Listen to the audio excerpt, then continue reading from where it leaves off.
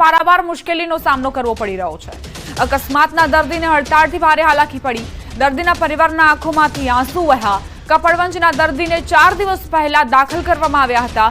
હડતાળના કારણે સારવાર ન મળતા પરિવાર પરેશાન થયો છે। એક તરફ કોલકાતામાં જે રેપ વિથ મર્ડરની ઘટના બની છે તેને લઈને દેશભરમાં વિરોધ થઈ રહ્યો છે। તમામ તબીબો જોડાઈ રહ્યા છે વિરોધમાં, પરંતુ હાલાકીનો સામનો દર્દીઓને કરવો પડી રહ્યો છે। દર્દીના પરિવારે ન્યૂઝ 18 પર પોતાની આપવીતી જણાવી। અમારું કોઈ સાંભળતું જ નથી। અમદાવાદ જવાનું કહે છે પણ ફોર્મ ભરી નથી આપતા।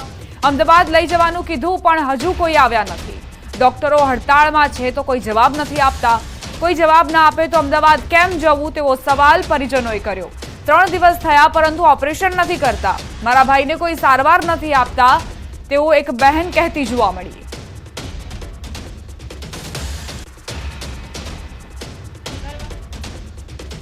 કોઈ જવાબ નથી દેતો। અત્યારે એમ કે અમદાવાદ જાવ છે, ફોર્મ ભરી નથી દેતા, કાંઈ નથી કરતા। અમારો ઘરવાળો અત્યારે મોતના ગામમાં હૂતો છે તો કોઈ અમારી વાંહે કોઈ નથી।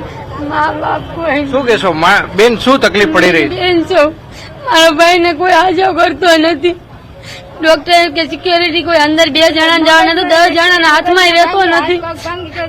પગ ભાંગી ગયો છે તો અમદાવાદ લઈ જવાનું કીધું છે તો અમદાવાદ લઈ જવાનું આગળ હવારનું કીધું તો હજી કોઈ આવ્યા નથી। ડોક્ટર કે હડતાલમાં છે કે કોઈ જવાબ દેતા જ નથી। બેન શું કહેશો, નાના નાના બાળકો સાથે તમે આવ્યા છો, કોને શું તકલીફ થઈ છે? મારો ભાઈ છે, એનું એક્સિડન્ટ થયું, એનું કોઈ ધ્યાન જ નથી દેતા। એને 2-3 દી થયા પણ દવાખાનામાં પડ્યો પણ ઓપરેશન નથી કરતા। એને હવાનું અમદાવાદ જવાનું કીધું પણ સાહેબ કોઈ છે અને કોઈ ફોર્મ નથી ભરી દેતા। અમારી કોઈ છે નહીં, અત્યારે મા બાપ નથી, કોઈ નથી। અમે 3 બહેનો ને 1 ભાઈ છે, ખાલી કોઈ હગા નથી, ભાઈઓ નથી, કોઈ અમારે નથી। ન્યૂઝ 18 ગુજરાતીની સંવેદના જે કલકત્તાની અંદર જે બનેલી ઘટના સાથે છે, ચોક્કસ તેમના જે પીડિતો છે તેમને ન્યાય મળવો જોઈએ, આરોપીઓને કડકમાં કડક સજા થવી જોઈએ। પરંતુ આ પ્રકારે જે બહેનો ખાસ કરીને જે રડી રહી છે તેમના આંસુ પણ આ સરકારે જોવા રહ્યા। તાત્કાલિક અસરથી સરકાર આ મામલે ચોક્કસ એક પગલાં લે।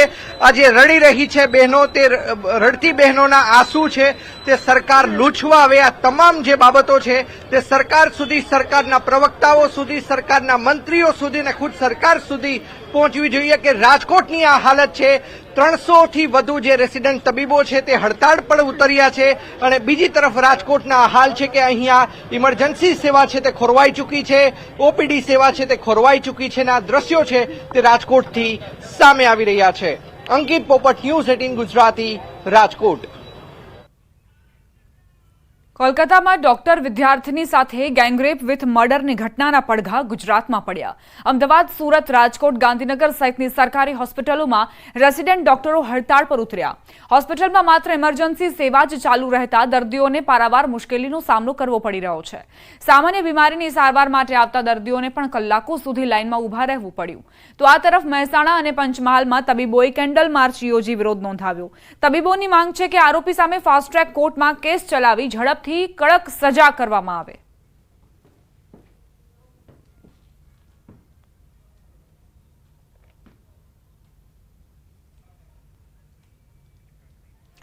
ગાંધીનગર જીમર્સના ડીનનો વિવાદિત આદેશ। મહિલા તબીબોએ એકલા ન રહેવા આદેશ કરાયો। મહિલા એકલા બહાર ન નીકળવા સૂચના આપવામાં આવી છે। આદેશથી મહિલાઓની સુરક્ષા બાબતે સવાલ ઉઠ્યા। આવો પરિપત્ર બહાર પાડી પોલીસની કાર્યદક્ષતા પર પણ સવાલ ઉઠ્યા છે। ડીન વિવાદિત આદેશ બાદ મહિલા ડોક્ટરનું નિવેદન। મહિલા હોય તો શું અમારે ડરીને રહેવાનું, ઘરમાં બેસી રહેવું તે કોઈ ઉપાય નથી। મહિલાઓને પૂરતી સુરક્ષા આપવી જોઈએ તેવું કહેવું છે મહિલા ડોક્ટરનું। કોઈ રીતે યોગ્ય નથી, બરાબર છે। એવું ના હોય કે માણસ પોતાનું કામ કરવાનું બંધ કરી દે। એના માટે પગલાં એ લેવા જોઈએ કે ભાઈ પૂરતી સુરક્ષા આપવામાં આવે કે માણસ એઝ અ ફિમેલ શું કામ અમારે બહાર નીકળતા ડરવું જોઈએ, બરાબર। અને આ કોઈ ઉકેલ નથી એ વાતનો કે તમે ઘરમાં બેસી રહ્યો, બરાબર। હરેક માણસ હોય દિવસ રાત કામ તો કરવું જ પડે છે અને પર્ટિક્યુલરલી ડૉક્ટર છે એવી ફિલ્ડ છે, બરાબર, મેડિકલ ફિલ્ડ કે એમાં કાંઈ એવું નથી હોતું કે 9 to 5 જોબ હોય છે। તો જીમર્સના ડીને એક વિવાદિત આદેશ કર્યો કે મહિલાઓને એકલા ન રહેવું, એકલા બહાર ન જવું અને આ જે આદેશ કરવામાં આવ્યો છે તે બાદથી સવાલ ઉઠી રહ્યા છે સુરક્ષાને લઈને। અને આડકતરી રીતે જાણે કે ડીને સુરક્ષા વ્યવસ્થાને લઈને જ સવાલ ઉઠાવી દીધા હોય તેવી અનુભૂતિ થઈ રહી છે. ગાંધીનગર જીમર્સના તબીબોએ પણ એ મામલે રોષ વ્યક્ત કર્યો. કોલકાતાની ઘટના બાદ ગાંધીનગરમાં રેસિડેન્ટ ડોક્ટર પર હડતાળ પર ઉતર્યા. ડોક્ટરોનું કહેવું છે કે જ્યાં સુધી પશ્ચિમ બંગાળના ડોક્ટરોની માંગણી પૂરી નહીં થાય ત્યાં સુધી તેમને સમર્થન આપવામાં આવશે. તબીબોએ ઓપીડી વોર્ડની સેવાથી દૂર રહેવાનો નિર્ણય કર્યો છે. અમારે અત્યારે અહીંયા ગાંધીનગરમાં 100 થી 120 રેસિડેન્ટ ડોક્ટરો અને 200 જેટલા ઇન્ટર્ન ડોક્ટરો ફરજ બજાવે છે. એમાંથી અત્યારે 40 થી 50 ડોક્ટરો ઓલરેડી ઇમરજન્સી સર્વિસીસ પ્રોવાઈડ કરી રહ્યા છે. એટલે દર્દીઓને હાલાકી ન થાય એનો આપણે પૂરો ધ્યાન રાખીશું. डॉक्टर्स पे जो अटैक हुआ है, सारी बिल्डिंग में जो तहस नहस की गई है, इसके अगेंस्ट में हम लोग यहाँ पर जमा हुए हैं स्ट्राइक करने के लिए कि हमें वर्क प्लेस सेफ्टी चाहिए और जो भी डॉक्टर पे जनरली भी जो इसके अलावा भी डॉक्टर के ऊपर कई सारे हमले होते हैं, आप देखते ही होंगे, तो उसके अगेंस्ट में हमें एक प्रॉपर एक्ट चाहिए. કોલકાતા દુષ્કર્મ હત્યા કેસના ગુજરાતમાં પડઘા. બીજે મેડિકલ કોલેજના રેસિડેન્ટ ડોક્ટરોનો વિરોધ. હોસ્પિટલોમાં ઓપીડી અને વોર્ડ સર્વિસ બંધ. માત્ર ઇમરજન્સી સેવા ચાલુ રખાશે. 1500 પૈકી માત્ર 750 ડોક્ટર્સ ઇમરજન્સી સેવા આપશે. ન્યાય નહીં મળે ત્યાં સુધી કામથી અળગા રહેવાની ચીમકી ઉચ્ચારી છે ડોક્ટરોએ. થોડા દિવસ પહેલા કોલકાતામાં ડોક્ટર મહિલા સાથે જે કૃત્યને અંજામ અપાયો તેના કારણે આખો દેશ હચમચી ઉઠ્યો છે. આ ઘટનાના પડઘા તમામ રાજ્યોમાં પડ્યા છે. ત્યારે ગુજરાતમાં પણ આ ઘટનાને લઈને મેડિકલ વિભાગના વિદ્યાર્થીઓએ પોતાનો કડક વિરોધ નોંધાવ્યો છે. તો હડતાળ અંગે બીજે મેડિકલના ડીન હંસા ગોસ્વામીએ કહ્યું કે આ હડતાળ કોલકાતાની ઘટનાના વિરોધમાં છે. હોસ્પિટલને બાનમાં લેવામાં નથી આવી. અમારે અહીં સીસીટીવી ફિમેલ ગાર્ડ પણ રાખ્યા છે તેવું કહેવું છે ડીનનું.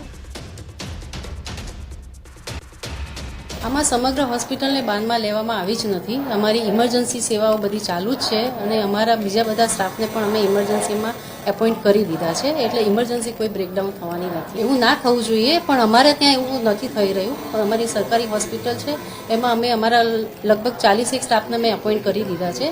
એટલે કોઈ ઇમરજન્સી બ્રેકડાઉન થઈ નથી. અમારે ત્યાં સીસીટીવીનું પૂરેપૂરું પ્રોવિઝન છે અને જ્યાં ફિમેલ રેસિડન્ટ અને સ્ટુડન્ટ રહેતા હોય છે ત્યાં અમે ફિમેલ ગાર્ડ્સ પણ રાખ્યા છે.